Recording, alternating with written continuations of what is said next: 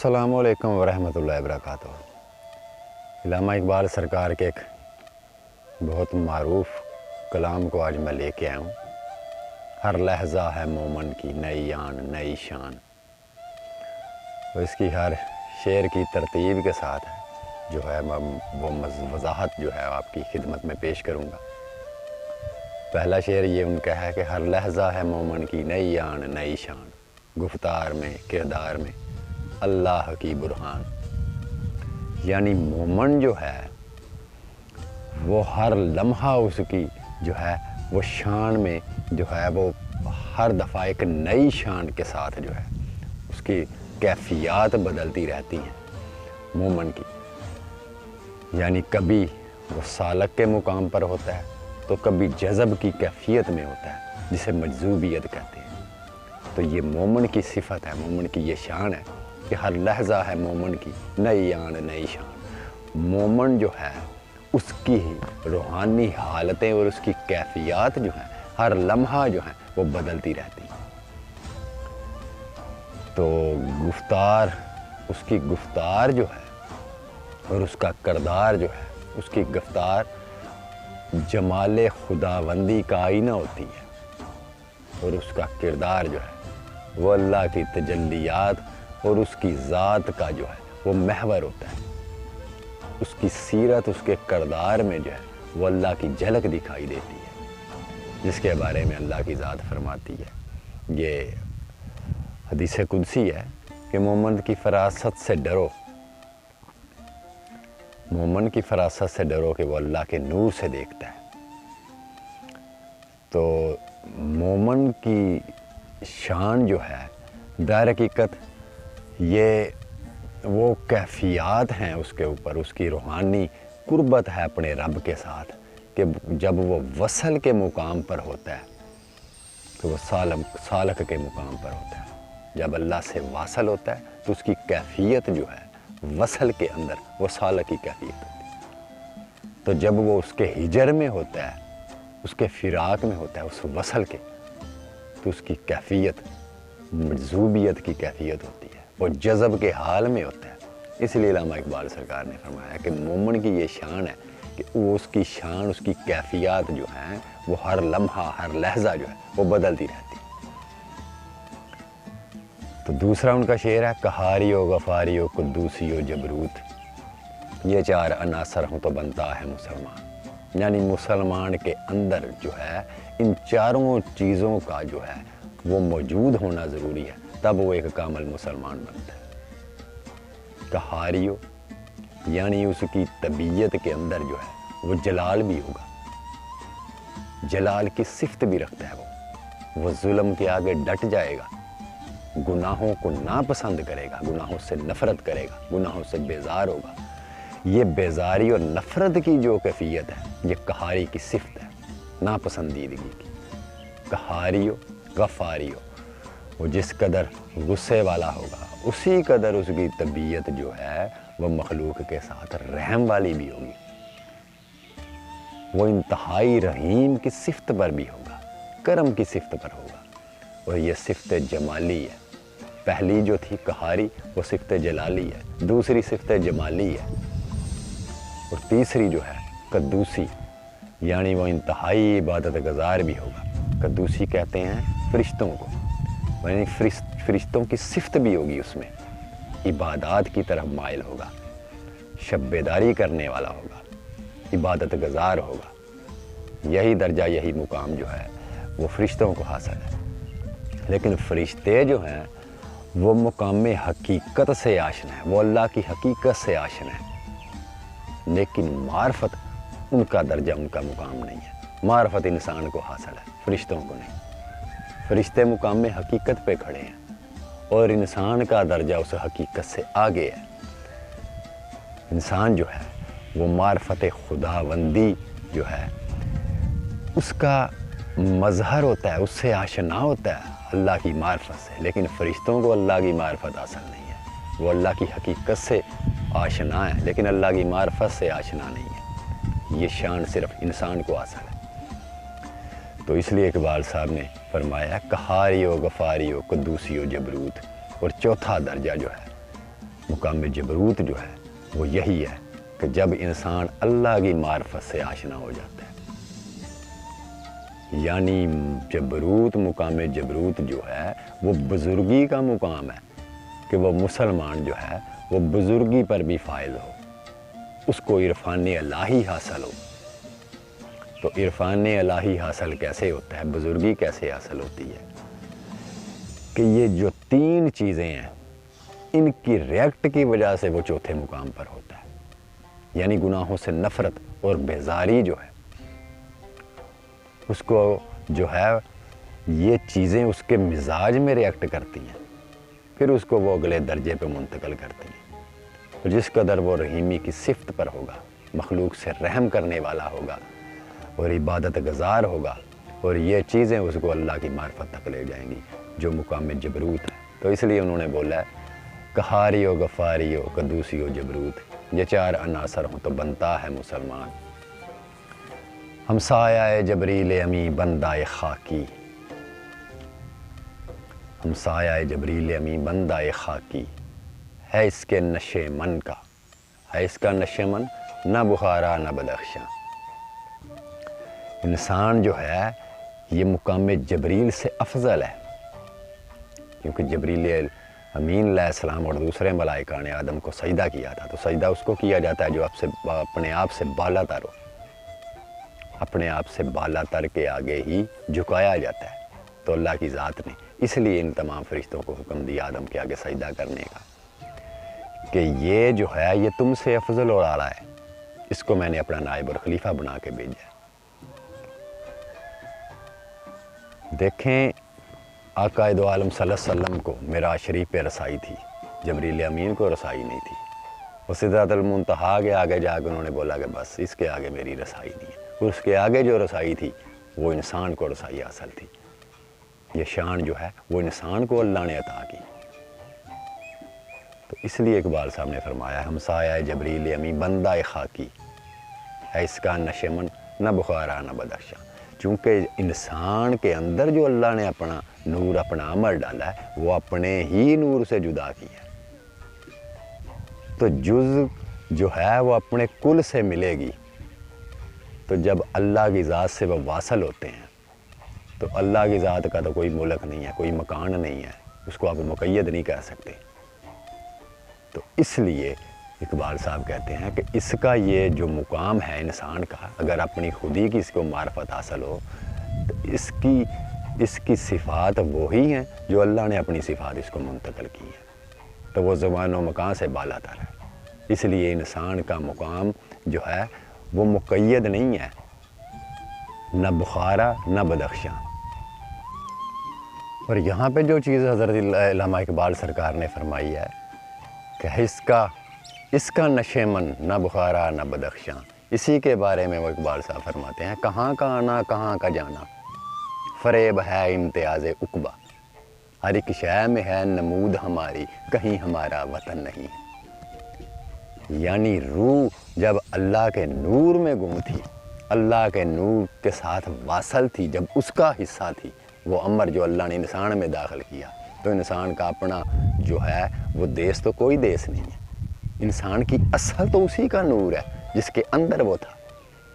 تو جس طرح اللہ کی ذات جو ہے وہ زمان و مکان سے بالا تر ہے، وطن اور دیس کی قید سے بالا تر ہے، اس کا نشے من نہ بخارا ہے نہ بدخشاں۔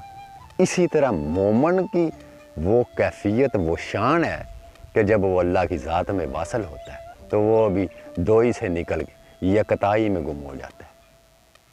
اسی لیے اقبال صاحب نے فرمایا وہ چیز، یہ شعر جو ان کا ہے ہمسایہ جبریل امی بندہ خاکی ہے اس کا نشے من نہ بخارا نہ بدخشاں، اسی سینس میں انہوں نے وہ چیز فرمائی ہے۔ کہاں کا آنا کہاں کا جانا، فریب ہے امتیاز عقبہ، آخرت جو ہے وہ بھی ایک دھوکے کی سوا کچھ بھی نہیں، کیونکہ میری اصل تو تیری حقیقت کے ساتھ جڑی ہوئی ہے، اس لیے میرا اپنا کوئی وطن نہیں ہے اور میں اس فریب میں آنا نہیں چاہتا۔ اس لیے انہوں نے یہ راز جو ہے، لیکن یہ وہ لوگ سمجھیں گے اس تشریح کو، اس وضاحت کو، جنہوں نے روحانی زندگی اختیار کی ہوئی، جن کو وہ حال اور مشاہدہ نصیب ہے۔ دوسرے عقل اور علم والے لوگ اس کی وضاحت سے کو سمجھنے سے قاصر ہی رہیں گے۔ یہ راز کسی کو نہیں معلوم کہ مومن، یہ راز کسی کو نہیں معلوم کہ مومن، قاری نظر آتا ہے حقیقت میں ہے قرآن۔ قرآن جو ہے وہ انسان پہ نازل ہوا، کسی پہاڑ پہ نازل نہیں ہوا، کسی پہاڑ پہ، دریا پہ، سمندر پہ اللہ کی ذات نے اس کو اتارا نہیں، اس کو انسان کے اوپر اللہ کی ذات نے اتارا ہے۔ تو جس کے اوپر اتارا ہے، نازل کیا ہے، اس کی شان قرآن سے کم نہیں ہو سکتی۔ یہ ناممکن چیز ہے کہ ادنا چیز پہ اعلیٰ چیز اللہ کی ذات جو ہے اس کو اتارے۔ وہ کسی درویش نے لکھا ہے نا، میں جس کی کرتا ہوں تلاوت وہ تیری تصویر ہے، مصحف رخ ہی تیرا قرآن کی تفسیر ہے۔ تو اقبال صاحب یہاں پہ فرماتے ہیں کہ یہ انسان جو تمہیں قاری نظر آتا ہے، حقیقت میں یہی قرآن ہے۔ اسی انسان کے کو جو ہے اللہ کی ذات نے اشرف بنایا، تمام مخلوقات سے بلندی اس کو عطا کی۔ یہی انسان نبی بھی ہے، یہی انسان ولی بھی ہے، یہی انسان عارف اللہ بھی ہے، یہی کتب بھی ہے، یہی غوث بھی ہے، یہی ابدال بھی ہے، یہی بزرگ بھی ہے، یہی اوتاد بھی ہے۔ یہ ساری کی ساری جو ہیں صفات اسی انسان کے اندر ہیں۔ یہی امت بھی ہے، یہی نبی بھی ہے، یہی صاحب امت بھی ہے، یہی صاحب کتاب بھی ہے، یہی صاحب حال بھی ہے، یہی صاحب ادراک بھی ہے، یہی صاحب عرفان بھی ہے، یہی صاحب حقیقت بھی ہے، یہی صاحب معرفت بھی ہے، جو چیز کسی اور مخلوق کو عطا نہیں کی۔ اس لیے اقبال صاحب فرماتے ہیں یہ راز کسی کو نہیں معلوم کہ مومن، یہاں مسلمان نہیں انہوں نے بولا، مومن کو بولا ہے، اولیاء اور بزرگان دین کو بولا ہے، جنہوں نے اپنی ہستی کو مٹا کے اللہ کی ذات سے واصل ہوئے، جو مقام بقا کے اوپر ہیں، فنا سے نکل کے بقا کی طرف۔ اس لیے انہوں نے بولا یہ راز کسی کو نہیں معلوم کہ مومن، نظر آتا ہے قاری، حقیقت میں ہے قرآن۔ قدرت کے مقاصد کا یا رزق کے ارادے، دنیا میں بھی میزان، قیامت میں بھی میزان۔ قدرت کے مقاصد کا عیار، یہاں عیاری جو ہے وہ نفس کو انہوں نے بولا ہے۔ قدرت نے جو عیاری اور ان خسرتوں اور برائیوں اور مکر و فریب کے خمیر سے جس چیز کو تیار کر کے انسان کے اندر رکھا، جسے نفس کہتے ہیں، جو گناہوں کی طرف، شہوتوں کی طرف جو انسان کو بھٹکاتا ہے فریب کے ساتھ، عیاری کے ساتھ، تو اس کو اقبال صاحب نے یہاں پہ نفس کے لیے انہوں نے بولا ہے قدرت کے مقاصد کا یار اس کے ارادے، دنیا میں بھی میزان، قیامت میں بھی میزان۔ دنیا میں بھی اس کو اس کی سزا اور جزا ملے گی، اور آخرت میں بھی اس کی سزا اور جزا ملے گی۔ جس سے جگر لالا میں ٹھنڈک ہو وہ شبنم، دریاؤں کے دل جس سے دہل جائیں وہ طوفان۔ جس سے جگر لالا میں ٹھنڈک ہو وہ مومن، جہاں حضرت ابراہیم علیہ السلام کو مخاطب کیا ہے۔ ایک مومن نبی نہیں ہو سکتا، مگر ایک نبی جو ہے وہ مومن ضرور ہوتا ہے، اس میں مومن کی صفت ضرور ہوتی ہے، لیکن ایک مومن نبی نہیں ہوتا۔ تو یہاں پہ انہوں نے آتش نمرود کا قصہ بیان کیا اقبال صاحب نے، کہ مومن کی وہ شان ہے، اس کی خودی کی بلندی وہ ہے، اس کا مقام وہ ہے، اللہ کی محبت میں، عشق میں، جب وہ اپنے آپ کو اس میں اس کے سپرد کر دیتا ہے اللہ کی ذات کے، پھر اپنا آپ اس میں باقی نہیں رہتا، تو پھر اس کو آگ میں بھی ڈالیں گے تو وہ آگ بجھ کے جو ہے وہ گل و گلزار ہی بن جائے گی۔